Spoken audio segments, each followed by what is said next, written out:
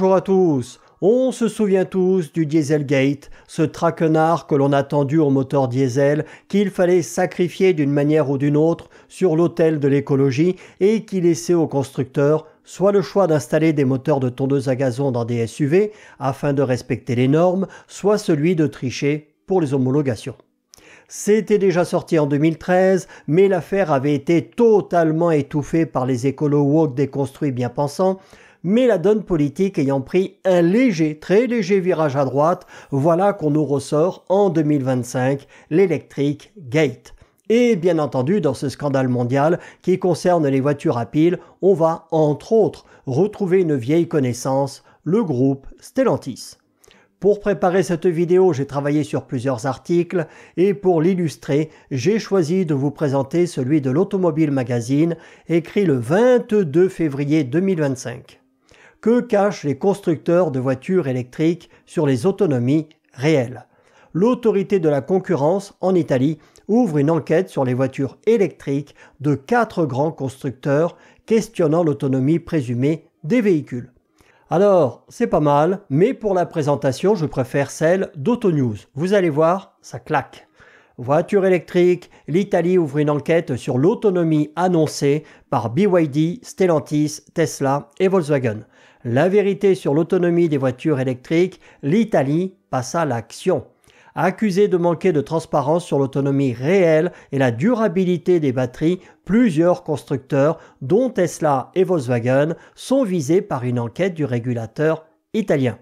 Bon, dans la réalité, parce que les consommations normalisées des thermiques ne sont jamais, elles non plus, les mêmes que celles relevées, je pense plutôt à une fronde de l'Italie contre l'électromobilité, car ils se rendent compte du désastre économique et social qui est en train de se dérouler et associés aux Bulgares et Polonais, qui eux aussi ne sont pas trop pour la voiture à piles, veulent y mettre fin.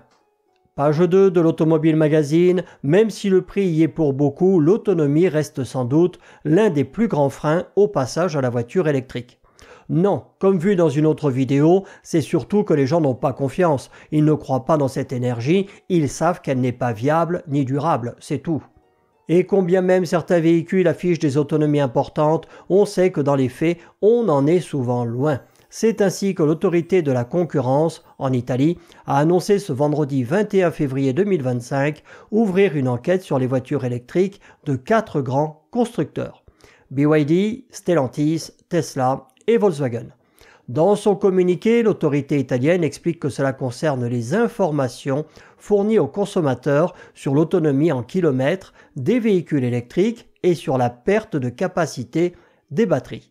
Alors, on l'avait vu dans des précédentes vidéos, l'autonomie en hiver ou sur autoroute peut être de moins de la moitié de celle annoncée et lorsqu'il vous livre le véhicule, toutes les cellules de la batterie ne sont pas activées. Ils en gardent un certain nombre en réserve qui s'activent automatiquement ou lors de mise à jour lorsque d'autres meurent. En gros, tu te trimbales en permanence peut-être 20% du poids de la batterie qui n'est pas utilisable. Des informations parfois contradictoires. Dans le cas de l'autonomie, l'enquête porte sur de possibles violations de réglementation qui concernent les limites apportées à la garantie de la batterie. Selon le communiqué, les 4 constructeurs auraient fourni sur leur site internet des informations générales et parfois contradictoires sur l'autonomie en kilomètres des véhicules électriques commercialisés.